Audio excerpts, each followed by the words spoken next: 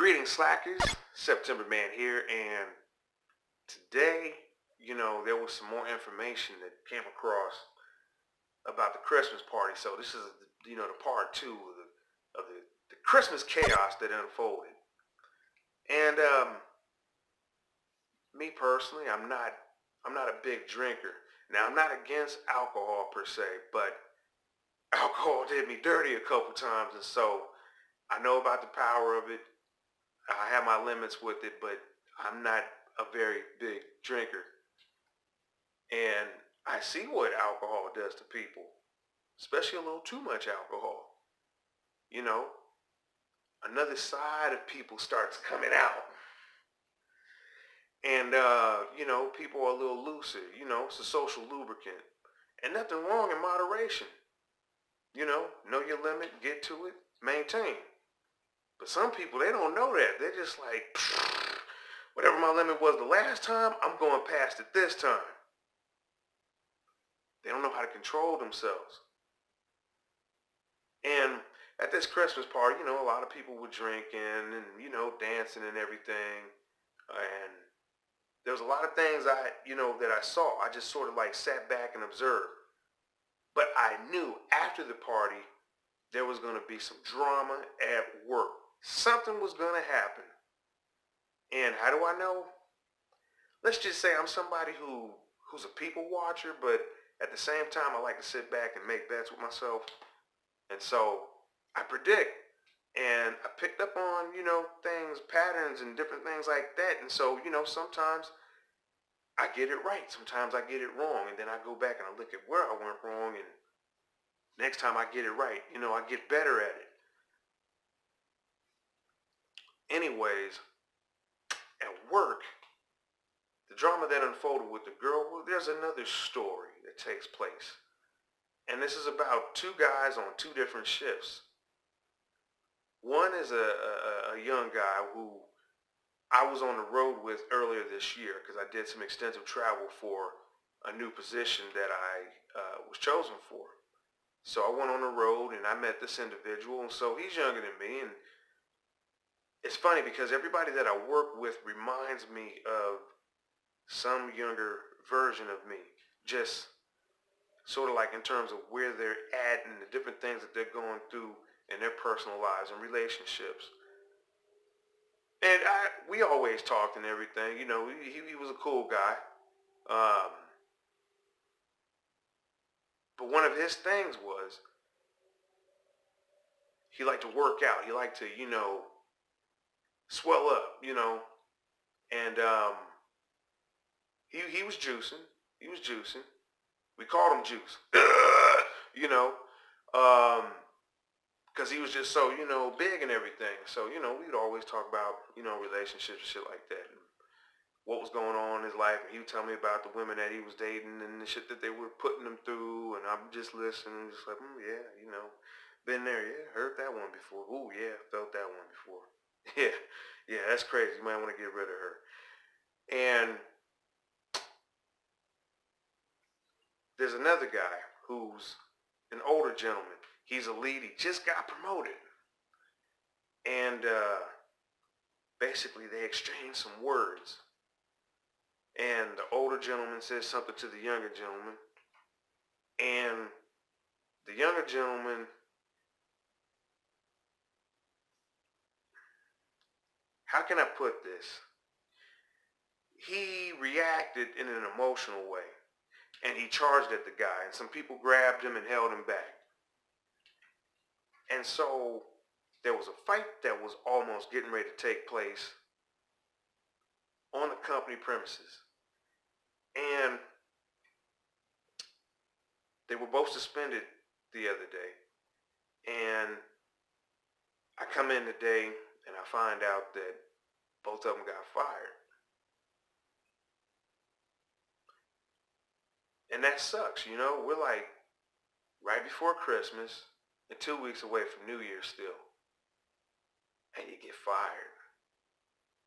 The reason why the young kid reminded me of myself, and I call him young kid because he's 20, in my 30s,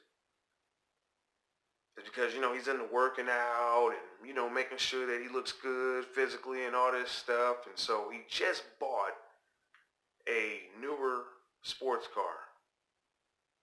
It's a Nissan 350Z. He just straight piped it and he's been pumping money into it and everything. And so we talked, about maybe 2 weeks ago in passing, because we always talk. He's in one department, I'm in another. And he was indicating that, I'm looking for something else. And I said, oh, okay, yeah, I understand. And he said, I've had a second interview and I'm on my way out of here. And I said, all right, well, good luck to that. And, I won't tell anybody because I don't kiss and tell. You tell me, it's good with me, and I'll understand what's up. I'll tell everybody else after it's going on. But you do what you need to do. So he's already admitted his displeasure, with this place. But I'm just thinking to myself, it sucks how even in displeasure, we have to tolerate things sometimes just to get from point A to point B. But the other night he lost his cool because when this older gentleman basically told him something rude and condescending, he got pissed and offended and he charged at him. And this was caught on tape, The HR and all them, they walked around and they did an investigation. And so we got the word tonight while we were working. We heard that, hey, so-and-so, they've been let go. What? Yeah, so-and-so, they got cut. Well, no shit? Yeah. Damn. And that's all you can say. You've gotten to know these guys, but they're no longer here. And all because of a situation that they probably could have stepped outside the building and maybe discussed mano a mano. But instead, the younger one, and, he's juicing, he lifts weights, he likes to do kickboxing and stuff like that, and, chase women and everything. One of the common behaviors that's associated, with being young is, trying to be macho, machismo, trying to be tough, trying to,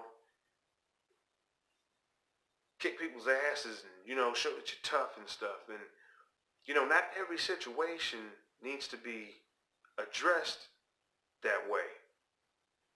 For instance, if somebody says something to you that's offensive on the clock,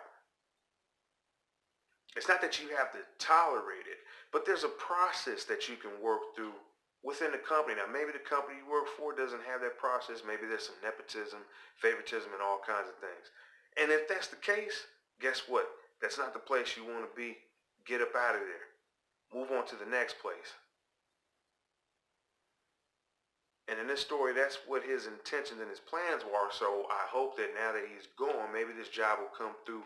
They'll make him an offer so that way, he can start it. He can keep his car and, his gym membership and all that good stuff. Because I can tell you, when you make steps like that into a newer car and then, the rug is pulled out from under you, it's no fun. I've been there before. But at the same time, this didn't have to happen if he heard the man's comment and took no offense. He said, all right, that was rude, but I'm going to escalate this up the channel that it needs to go through. So there's some documentation of it, a timestamp. I told someone, rather than getting ready to get into a fight on the shop work floor, where there's equipment, where there's dangerous objects and material, you're going to fight with someone and try to kick their ass, all because you got offended. Machismo. Want to be macho. I got to stand up for myself, I got to show the others that I ain't weak. I'll fight back.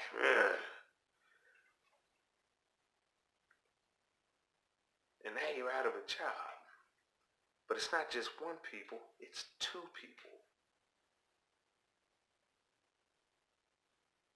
And I just saw them at the Christmas party.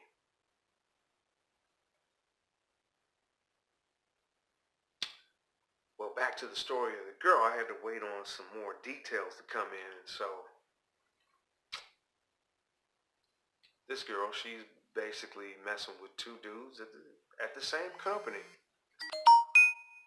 In fact, one of the guys she was messing around with while she had broken up and was trying to work out getting back together with the guy that she works with, the boyfriend, because they both work there. You know, I really don't care to hear such details, but unfortunately, when you work in a place such as the one that I do, you know, you hear stories, and so people pull you to the side. Hey, did you hear about this? No, what's going on? You know, and they lay on you. You know, I never really have to ask what's going on. People will automatically tell me, and I'll get the juicy details to the story, and it's just like, oh, you know, wow. But long story short, this girl sent out some pictures of herself to the new dude that she was, you know, playing leapfrog with, and that guy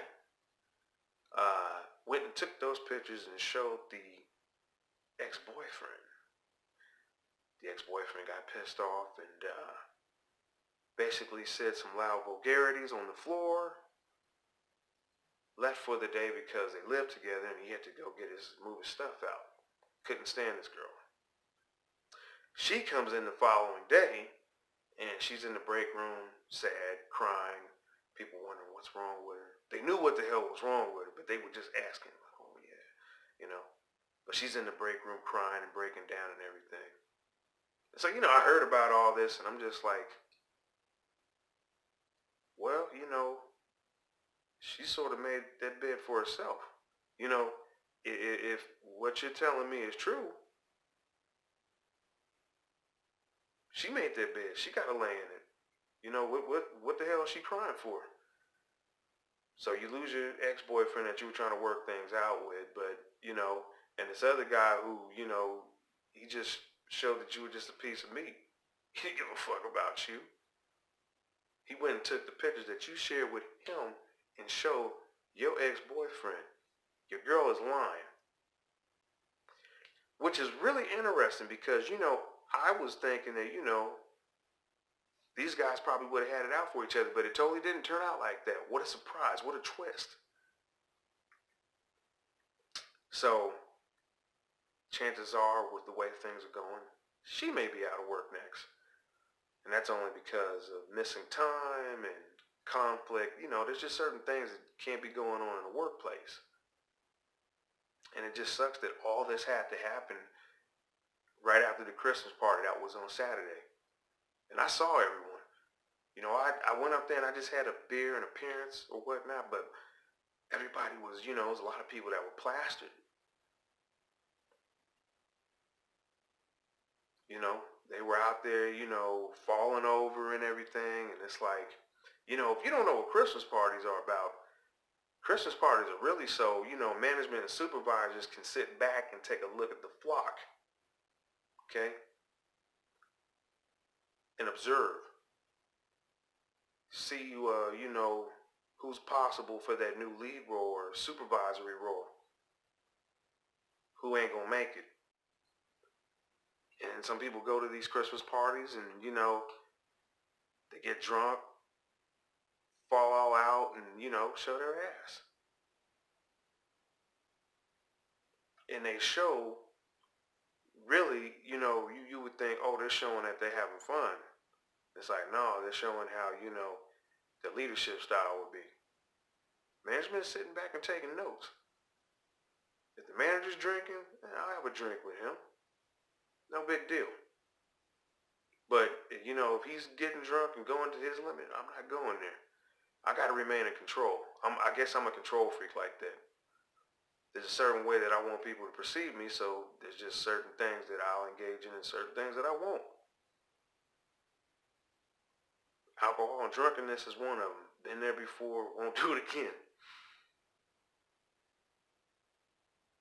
But this is the type of stuff that was going on at the Christmas party. And whatever, you know, people should be able to get together outside of work, have a good time, and have fun. But damn, the changes. You know, two guys that were just at the Christmas party getting fired. And that's another thing. Actually, several people have been fired, all within 3 days. And then this girl, everybody telling me her business, and I'm over, I'll be on my lunch break overhearing, this and that. So I don't know if she's gonna be back at work. She wasn't there today. And if she is, it's not like I'm gonna say anything about it. I could care less, It's workplace gossip is what it is, but I don't contribute. I don't pass along. But out of all of this, there are teachable moments. Teachable moments that can be used in real life. Such as not allowing yourself to become so offended that you lose control and want to hurt someone. Okay? Another lesson is not sharing pictures of your most intimate details with people so they can be used back against you. Number 3, not getting drunk around people and allowing them to see you. Not be able to handle your liquor like that. What do you think? Is there more to this? Are there more lessons to be learned? Leave all that for me down in the comment section below. Let me know what you think about this. Let me know if you've ever been through, seen similar situations. And that's going to do it for this video. I'll catch you in the next one.